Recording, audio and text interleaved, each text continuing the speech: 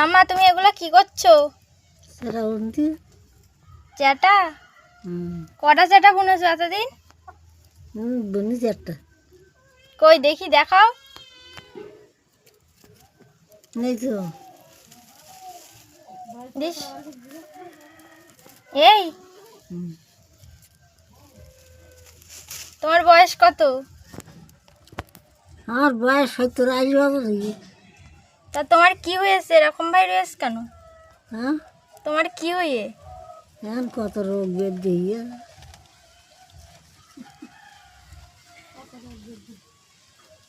তুমি কি একা রান্না করে খাও? না,